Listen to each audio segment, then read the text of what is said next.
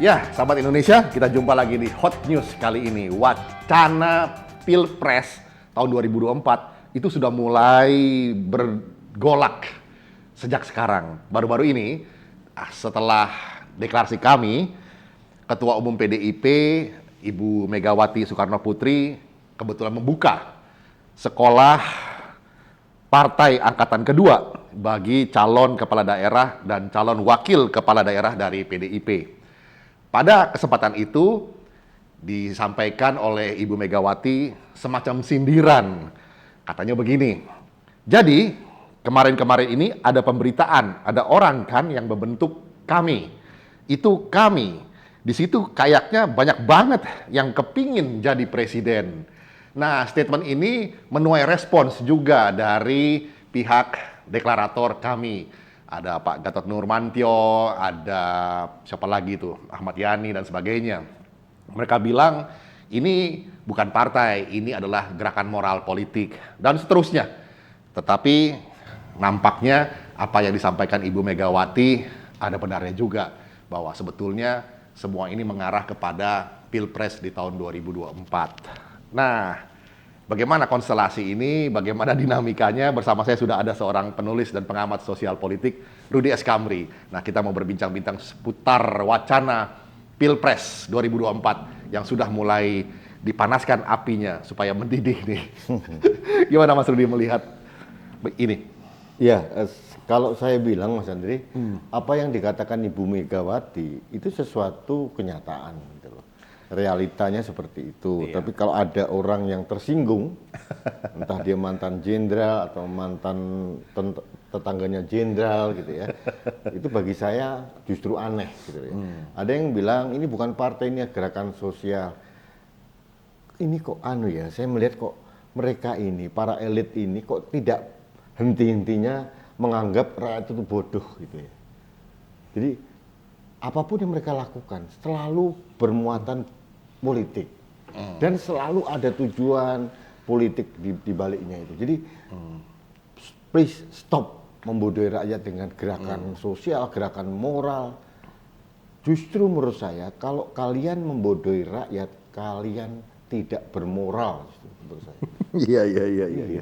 Iya, itu apa namanya, ironinya ya. Iya. Karena memang apakah sebaiknya saja terang-terangan atau terus terang, tidak hipokrit begitu. Sampaikan saja dan mulai sekarang bangun wacana yang sehat di publik. Inilah apa figur-figur yang bisa diharapkan menjadi pemimpin masa depan Indonesia. Iya, mereka mempunyai strategi pencitraan diri yang salah menurut saya ya. Iya. Pencitraan diri seorang pemimpin, caranya yang mereka lakukan ini, mereka dengan mengkritisi pemerintahan sekarang seolah-olah pemerintah sekarang salah, mereka lebih pinter, mereka lebih benar gitu ya. Ini menurut saya strategi pencitraan yang agak kuno gitu ya. Ada gium zaman dulu. Pada saat kita ingin kelihatan menonjol, gitu ya, jangan pula harus memadamkan lilin-lilin di sekitar kita. Tidak harus memadamkan lilin di sekitar kita. Jadi mereka bisa saja ngomong, saya ingin jadi presiden Republik Indonesia, gitu ya. Saya akan melakukan ini dan sebagainya. Jadi itu lebih elegan dan rakyat juga akan lebih simpatik gitu. Yang paling penting adalah ini pembelajaran demokrasi kepada rakyat. Jadi demokrasi itu harus dimaknai sesuatu pencapaian dari keinginan masyarakat gitu dengan konstelasi yang sangat indah dan damai gitu. Tidak perlu demokrasi itu dimaknai dengan kegaduhan gitu ya. Kerusuhan terus kemudian saling menyudutkan, itu bukan demokrasi yang sebenarnya. Iya. Jadi sebaiknya kalau toh mereka memang betul-betul mau mencalonkan diri sebagai presiden ya, nggak ada salahnya juga kan. Nah, isu apa yang seharusnya diangkat menjadi narasi publik? Oke. Sebelum masuk ke isu apa gitu ya, saya justru menyitir apa yang dikatakan Ibu Megawati. Kendaraan mereka apa gitu ya. Itu yang penting. Ini kan berulang kali saya sampaikan toh, bahwa Bu Mega menyampaikan apa adanya. Kalau memang mereka berkeinginan jadi pejabat tinggi atau tertinggi di Republik ini, yaitu presiden, seharusnya mereka langsung berlabuh ke partai tertentu, supaya ada kendaraan yang membawa dia untuk dijadikan sebagai capres. Kalau sekarang dengan cara mereka berteriak-teriak tidak punya partai katakanlah partai belum dibentuk atau mungkin akan dibentuk, sampai teriakannya tersisa serak, itu nggak akan ada manfaatnya.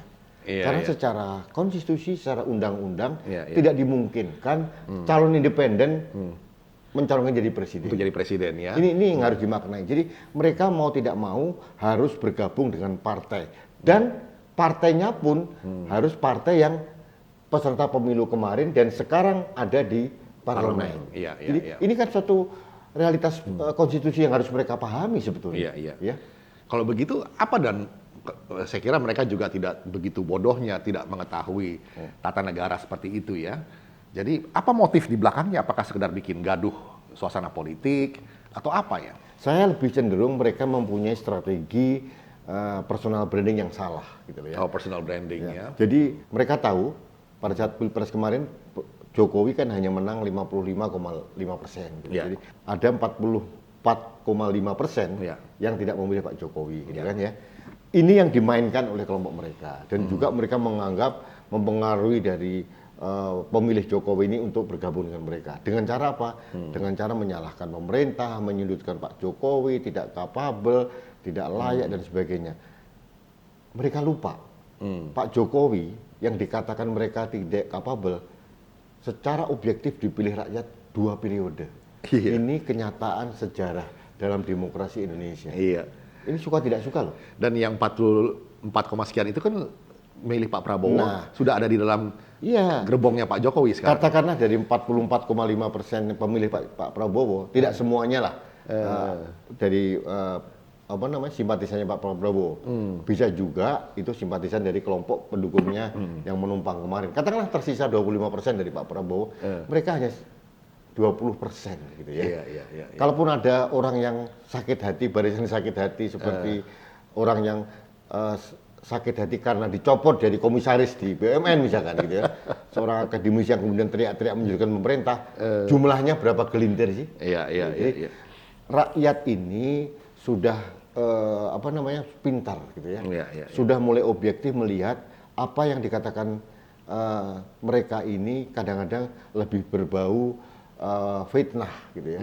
Ada halusinasinya, dan mereka juga melihat kok Presiden Jokowi sudah melakukan banyak hal gitu ya. Kemarin saya melihat betapa guru-guru honorer menerima uang bantuan dari Presiden 600.000 per bulan.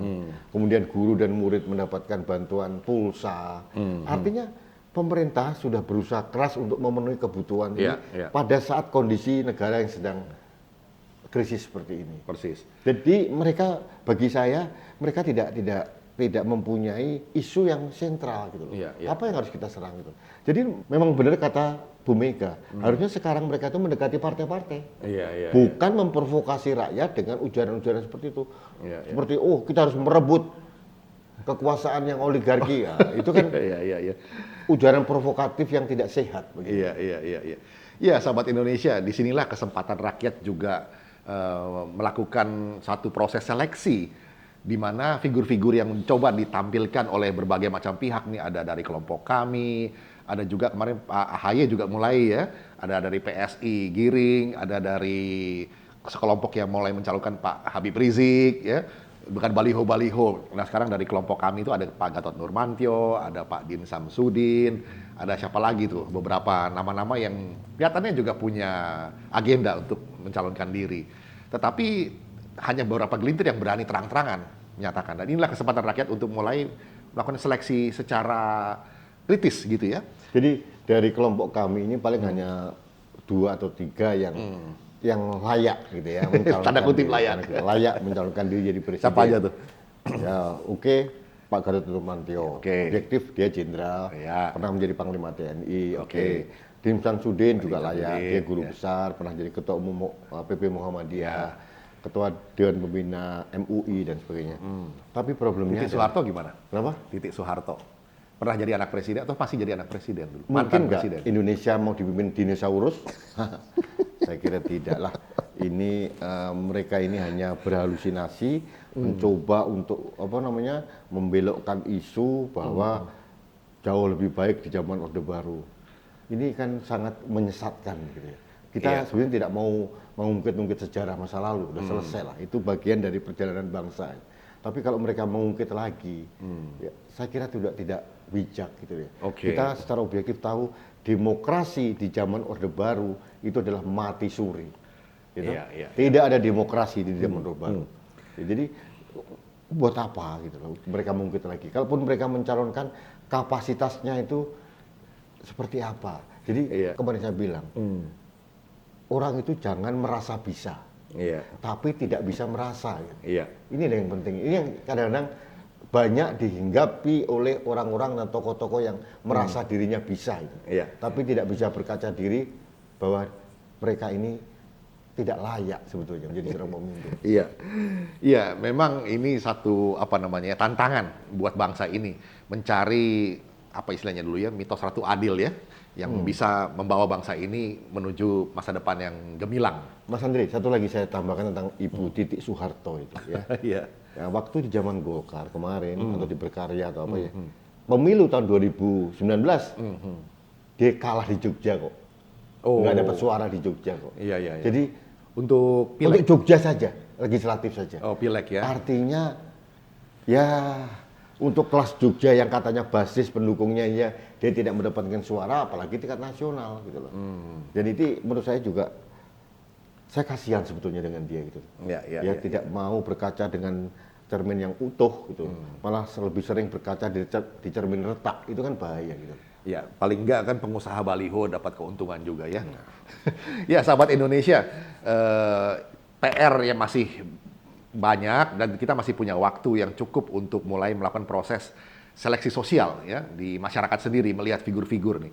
Nah, Mas Rudi, kalau kita melihat kan memang secara konstitusional figur itu harus didukung oleh partai dan partai pasti cenderung untuk menjagokan kadernya sendiri. Nah, kadernya ini partai-partai kan sekarang kita melihat banyak sekali yang cirinya lebih mirip seperti konglomerasi atau perusahaan keluarga. Jadi ya mesti ada quote unquote darah birunya untuk bisa dicalonkan oleh partai, karena partai ini udah seperti PT kan katanya sekarang ini. Tapi tidak sepenuhnya benar, Mas. Tidak semuanya benar ya. Karena kasus tahun 2014-2019 gitu ya, ada seorang wali kota yang bukan siapa-siapa gitu ya, bukan elit partai, tapi begitu menonjol, begitu populer gitu ya, sehingga tidak ada pilihan lain kecuali partai mendukung dia. Kecuali partai mendukung dia. Itu. Jadi kalau ada orang ada orang yang ingin jadi presiden gitu ya, saya sarankan harus membangun popularitas dia dengan hasil karya yang nyata gitu. Sehingga rakyat itu melihat, oh ini hebat gitu. Dan ini Pak Jokowi sudah membuktikan. Dia bukan elit partai gitu ya. Dia bukan darah biru gitu ya. Dia bukan kelompok dari oligarki partai gitu ya. Tapi dia bisa tampil sebagai presiden dan 2 kali dipilih rakyat. Iya, sahabat Indonesia, dan kita mau menyampaikan pesan juga kepada mereka-mereka yang ingin mencalonkan diri, ada yang terang-terangan, ada yang gelap-gelapan. Nah, mulailah bangun figur popularitas sekaligus elektabilitas lewat kinerja yang bisa dirasakan langsung oleh rakyat dan rakyat bisa menilai begitu ya. Dan juga buat partai-partai, mulailah proses rekrutmen yang profesional betul-betul sehingga bukan lagi partai itu menjadi semacam perusahaan keluarga. Dan ini perlu saya sampaikan juga pada sahabat Indonesia. Kalau nanti kita memilih presiden tahun 2024 gitu, di samping tadi dia mempunyai kapabilitas yang bagus gitu ya, dia mempunyai hasil karya yang bagus, harus juga dilihat personal attitude yang bersangkutan. Tuh. Apakah dia mempunyai rekam jejak yang baik dalam membangun keluarga, gitu ya? Apakah dia suka kawin mengawin, gitu ya? Atau dia suka main perempuan, atau dia suka tricky, suka korupsi, atau itu harus dilihat. Gitu ya. Jadi supaya orang kita lihat melihat bahwa inilah sosok pemimpin yang ideal, gitu. Karena apapun terjadi, Mas, kita membutuhkan pemimpin itu yang bisa menjadi panutan. Gitu. Bukan pemimpin yang asal bisa populer gitu ya, asal mendapatkan dukungan partai, tapi personal attitude-nya itu tidak bagus. Persis. Ini juga tidak menjadi pembelajaran yang baik buat generasi pemuda ini. Oke, itu tadi beberapa pesan-pesan sudah disampaikan bagaimana figur-figur itu seharusnya memosisikan dirinya di hadapan publik yang bakal masuk ke dalam bilik suara nanti di tahun 2024. Mulai sekarang, semua calon-calon yang terang-terangan maupun yang masih gelap-gelapan, mari kita sama-sama membangun suasana demokrasi yang sehat dan yang betul-betul deliberatif. Kita jumpa lagi di session berikutnya. Indonesia maju.